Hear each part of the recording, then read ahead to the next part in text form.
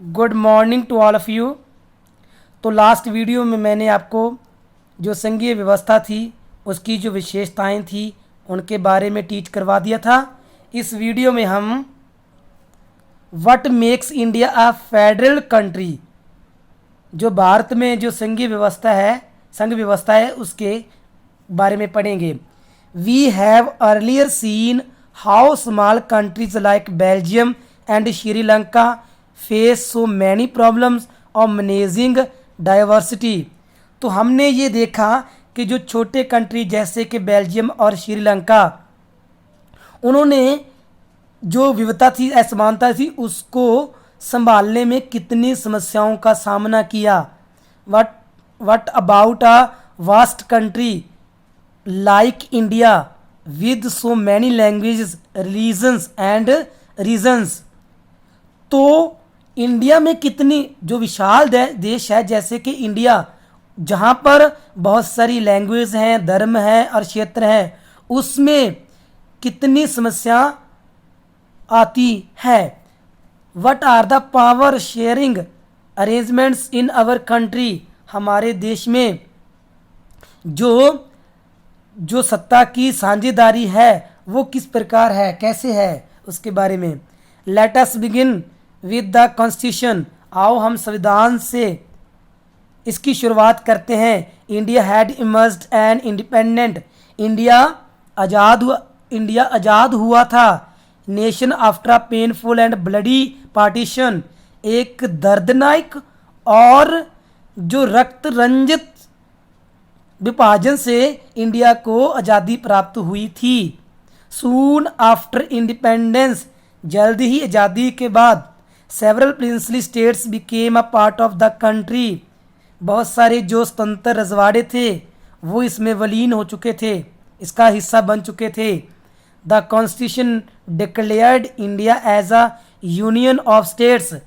भारत और संविधान ने भारत को राज्यों का संघ निर्धारित कर दिया।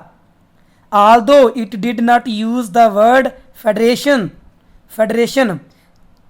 चाहे इन्होंने इसमें जो संघीय शब्द का यूज नहीं किया गया था। The Indian union is based on the principles of the federalism. परंतु जो इंडियन यूनियन है, भारतीय जो केंद्र है, वो जो संघात्मक व्यवस्था है, उनके जो निज़म है, उनके ही आधार पर आधारित है। Let us go back to the 7 features of federalism mention above. आओ उन 7 जो विशेषताएं जो संघीय व्यवस्था की थी, जो हमने जो ऊपर मेंशन की थी, जिनको हमने पढ़ लिया, रीड कर लिया। वी कैन सी, हम देख सकते हैं, that all these features apply to the provisions of the Indian constitution. ये सभी विशेषताएं की उनकी जो प्रोविजंस हैं वो भारतीय संविधान में भी लागू होती हैं। The constitution originally provided for a 2 tier system of government. जो संविधान है वो स्पष्ट रूप से 2 स्तरीय जो गवर्नमेंट सरकारें हैं वो प्रोवाइड करता है। द यूनियन गवर्नमेंट और what we call the central government. Union government जिसको हम केंद्रीय सरकार कहते हैं, representing the union of India, जो भारत को रिप्रेजेंट करती है, एंड द स्टेट गवर्नमेंट्स, और जो दूसरी है वो राज्य सरकारें। Later third tier of federalism was added in the form of panchayat and municipalities.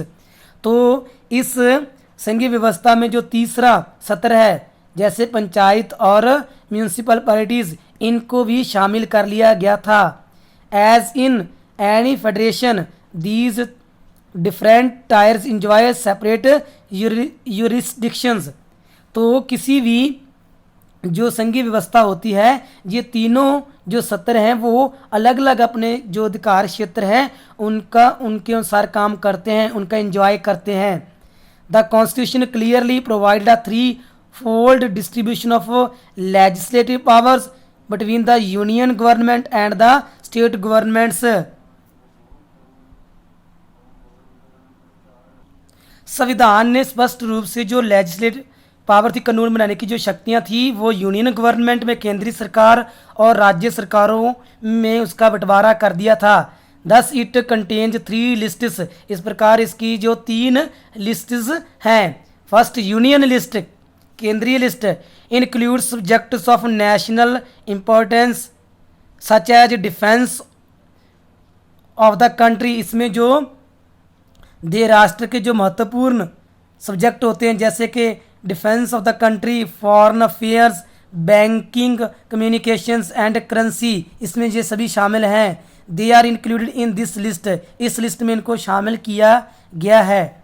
Because we need a uniform policy on these matters throughout the country, क्योंकि हमें देश में यह इस प्रकार के मैटर्स के लिए एक जैसी पॉलिसीज का होना जरूरी है, उनके लिए एक जैसी पॉलिसी होना अति आवश्यक है। The union government alone can make laws relating to the subjects mention in the union list, जो यूनियन लिस्ट में जो विषय मेंशन किए गए हैं केवल उन पर जो यूनियन गवर्नमेंट होती है, केंद्रीय सरकार होती है, वही जो उसके लिए कानूनों का निर्माण कर सकती है।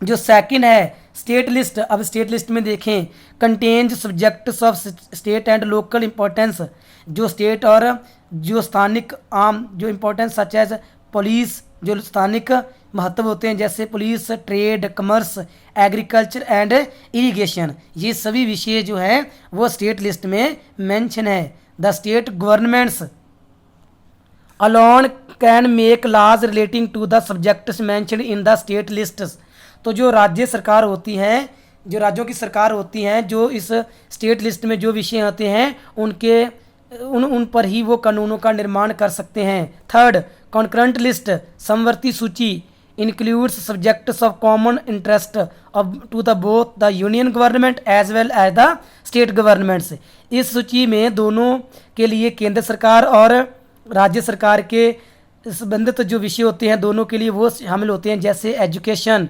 Forest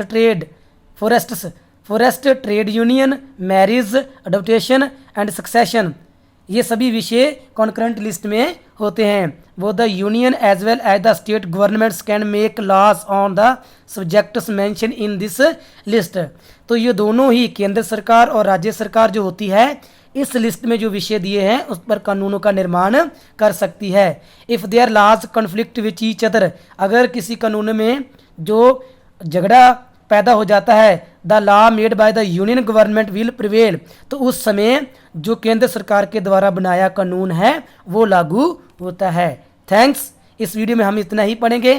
thanks, have a nice day.